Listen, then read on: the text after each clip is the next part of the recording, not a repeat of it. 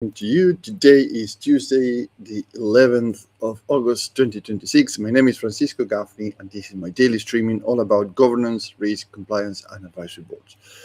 Yesterday, we started the week and I introduced the valuation readiness through the full advisory board operating system, which is a model that we have in front of us.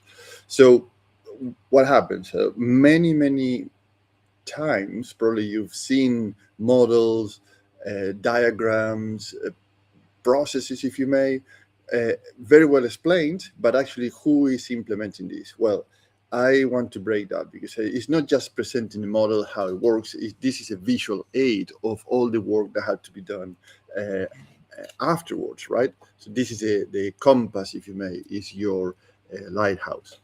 So today I'm going. Yesterday I did the introduction, but mostly using this model from the point of view of an advisory board to protect or to start to show how I can help an organization to be more valuable or to rescue the value that really has compared to a discount that usually you perceive when you go to a lender or to investors or shareholders, because they say, well, there's all these issues. Actually, we see that whatever the EBITDA is saying, sometimes the people reduce that to spreadsheets to a final number.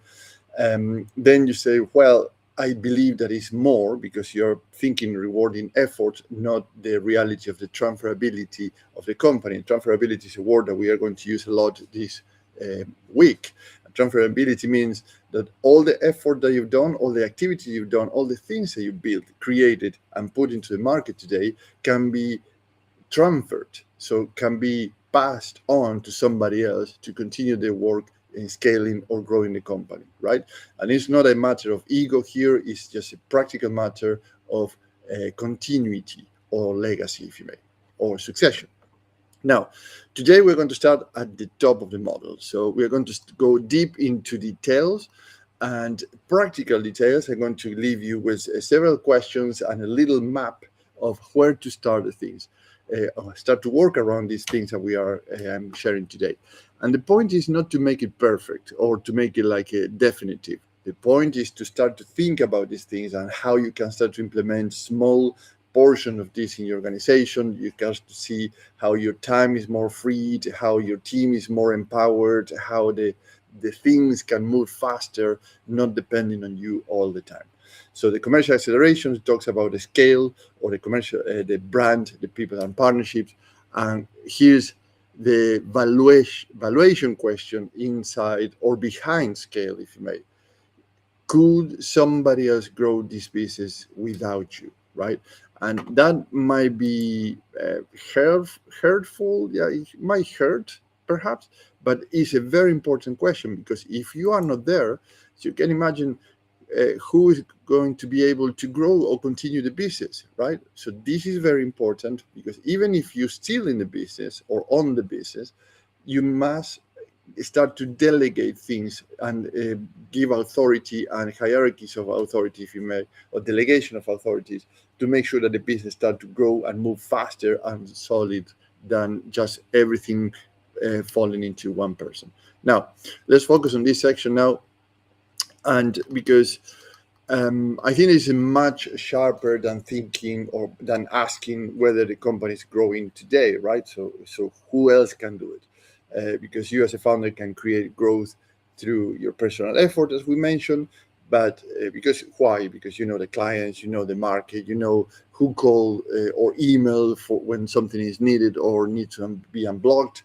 You know when the deal is real. You know which customers need reassurance. You know all these things that push on price and which partners to trust or not. And that knowledge is all valuable. But if all that knowledge goes home with you every night, the buyers or the investors or the shareholders sees dependencies. Obviously, they see the value, but mostly they see dependency. And you know, dependency is transferred into these people's mind as risk. And when you have a lot of risk, what happens with your valuation start to be discounted, meaning that actually you thought that your valuation was a figure, a number at the end of the day, But when you see the offer in front of the table or the capital you're reaching out, and you start to see less than actually you expected or you asked, you start to understand actually they are seeing things that you're not seeing, and probably they are not sharing with you. So this is a purpose here, to share with you what is going on the other side. So dependencies in terms of branding, people, and partnerships. Let's take three problems with this. Problem number one is obviously you are the brand, you are the owner, you are the person that put this company on their feet, and it is what it is today. So the company has a strong story, but you still the person who tells it best. Unfortunately, your team didn't have that passion, that drive, that energy, and it's not because people doesn't have it. It's because in some way or how you step in and start to tell the story, and don't allow the next generation, the next team members to do it, and learn how to do it as passionate as well and as detailed as you. So a potential customer understand the offer after speaking with you, or a partner becomes interested after meeting with you, or a large client feels comfortable because you personally become involved, right? It doesn't mean that you don't have to do it, but can somebody else can do 90% of the job, and then you go and close the deal, for example. That's a good start, and that works. But the valuation question is whether the brand exists independently of you, right? Can the website explain it? Can another senior person sell it without your involvement? Can the customer describe why they buy? Can the potential buyer see the position or the positioning without needing a 20-minute explanation directly from you? So if all those questions are not answered, or they say no, they can't, or you can't, the brand is still attached to your name, and it's you, not the company, that is selling or continue driving the whole business. That is a lot of dependencies there. So problem number two is a weak decision depth, and it's something that we sparkled already here. So the business may have good people, and usually they have very good people, otherwise they wouldn't be with you. But important judgment keeps traveling upwards. So this called that actually people still looking, should we do it or not? Is this a right decision or not? That kind of thing. That means things like small details, but actually they are in reality many companies. Discounts approvals, always to the same people. Hiring decisions, even if you have a sales manager or sales director, the hiring decisions always is on you.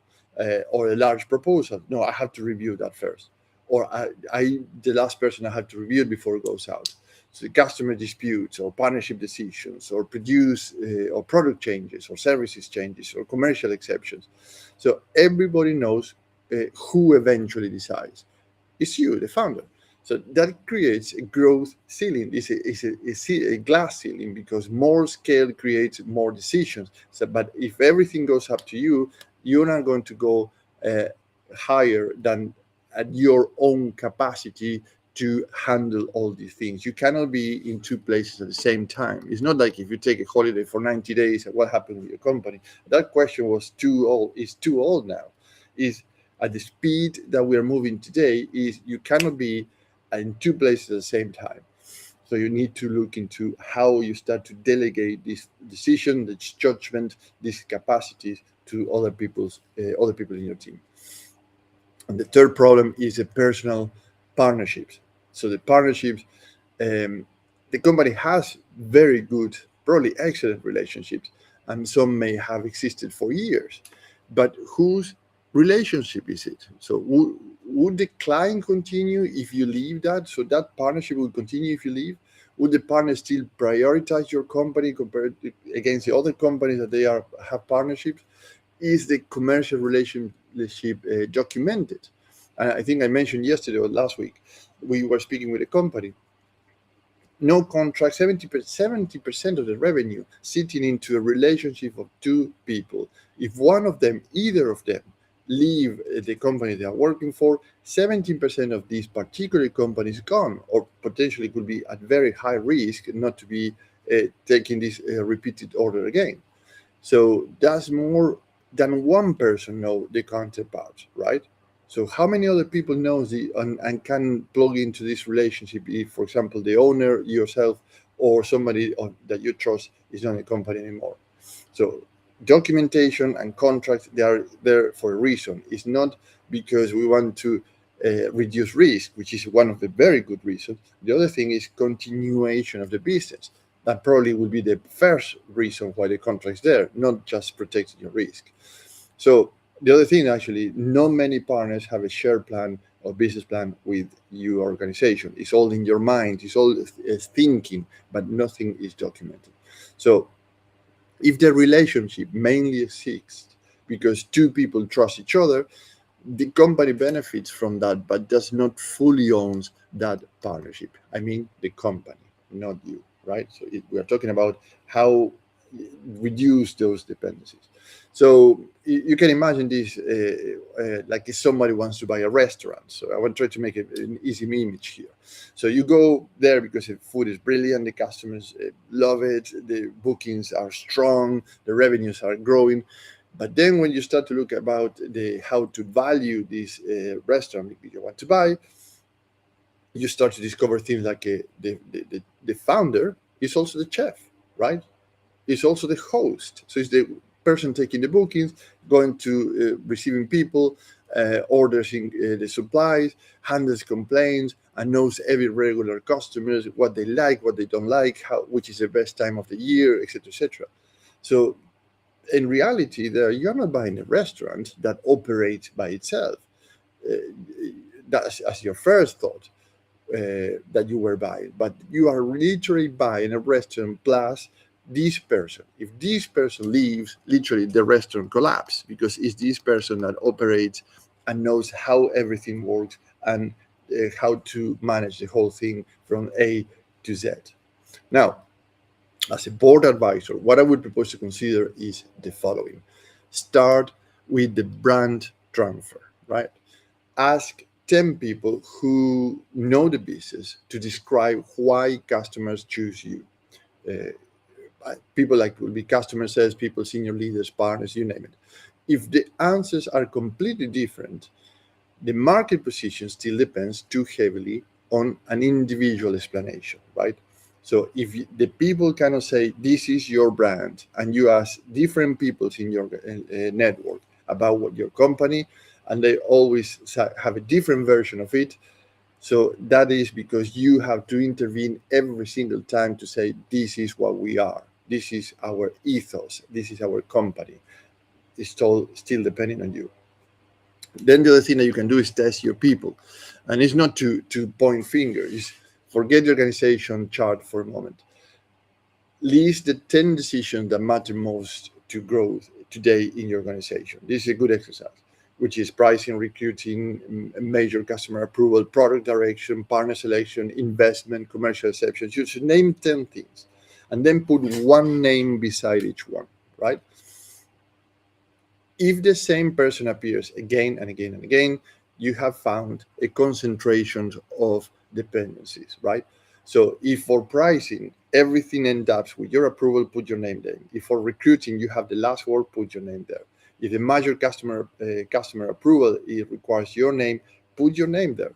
So you will start to see like in three things, if these are three key decisions that always you have to make at the very, very end of the exercise, then you will start to see where's the concentration of those dependencies. And this is very important exercise because then you see you have a lot of people in your company, you are very skilled, they're very strong, but at the end, the decision is yours. So that is a big concentration of dependencies. So the next thing or the last thing to do today in terms of our exercise is take 5 partnership, 5 relationships that matter most to future growth. Know whatever you're doing today for the future of the organization, next year, 2 years down the line, 5 years down the line. Ask whether each improve access, margin, customer quality, credibility, and control. And then ask this question: what happens to this relationship if the person who created leaves tomorrow, right? And guess what? Probably these 5 top relationships are yours. So you created those relationships. So if you are exiting, for example, and leaving in a year time, what will happen with this relationship? And this is a question that the buyers or the investors or the shareholders or the banks, if you're looking for capital, they are going to ask. They say, what will happen with you? They are not going to say that directly. Probably you have a very good confidence with the bank manager, and they say, well, what's going on with you? So what happens if you're leaving tomorrow, you're taking a long holiday? They phrase this in many different ways, but the question's still there. And if you remember the latest conversation when you're raising capital, whatever is the case, you will see that the question was there. So be careful and make sure that you have already a plan, a shared plan with your partnership, so that particularly the key ones for the coming future. So that is where an advisory board helps, because scales requires different judgment at different points. The company may need brand expertise, commercial strategy, leadership and succession, channel expertise, partnership design, market entry expertise, you name it. You do not necessarily need to build all of those capabilities permanently. You need enough outside expertise to challenge where the scale is getting trapped. So a good advisor might look at your company and say, looks like trust the customer trusts the business, right? But they still trust the founder more than the business, which is you. They might look from the outside in and say the team has grown very good, but decision making has not spread with it, right? So you still being the thing that put all together. Or the company has partnership, as I mentioned, but the ownership of those relationships is less transferable, remember that word, than the board assumes, meaning that actually the advisory board look at this and say, well, but if you're not there, probably you're going to lose the key partners because they trust you, not the organization itself. And those are very unpleasant conversations, if you may, because those conversations are cheaper now, right? Even if they are unpleasant, they are cheaper now than during due diligence, or when you are filling those forms for raise capital or debt in your bank, etc. And this is where valuations start to change to back to the topic of valuation. A buyer looking at a founder-dependent company sees work. They see they see transition of risk, customer risk, leadership risk, execution. They see risk everywhere. In short, they say, well, this is too dependent on the owner, on the founder. It's too risky. So a buyer looking at a business with a portable brand, which is the opposite thing, capable people and transferable partnership, again, transferability, sees more options, right? They see, oh, I can work with this team because I can grow it, I can scale it, etc. But if everything's still down to one person, it's very hard to make these kind of decisions. Now, what do you working with me? So it's three things: business outcomes, differentiators, and risk reductions. In terms of outcome, is a scale that belongs to the business rather than the founder. Differentiator is an international advisory board that match the scale gap, the brand, the people, the partnership, the commercial and market expertise that comes in faster than hiring one executive with a lower overhead than a big consulting firm. And we can swap members every 6 months. And how it helps you to reduce risk, reducing the founder dependency or concentration that we mentioned earlier in that exercise. Put your top priorities, who is dependencies, and how you fix it. So one action you can take home today is doable in 30 minutes or less. Here is our map. Do this exercise. Create a scale scorecard, right? 3 headings: brand, people, and partnerships. Then add 1 sentence explaining what will happen in each area if you identify a blockage. What is a signal that identifies that blockage, that indicates obviously that blockage, and how would you reduce dependencies, which is a missing expert or a partner to provide that transferability. And as always, that doesn't need to be perfect. It is a starting point for you to review this. So let's pause here for today and reconvene tomorrow, because tomorrow we are moving into predictability, because a scalable business still gets discounted if the buyer cannot trust the revenue, understand the assets, or see where the future cash comes from, right? So it's all about the growth and the capital. So If you are leading a company, 50 employees or more than 100 millions in revenue, and you want to reduce these dependencies and make scale more transferable before a transaction or capital event happens, let's have a chat so I can understand where you are coming from, where you are, where you're looking for, or where you want to go. And I can explain how the International Advisory Board model works and where your first scale milestone sits.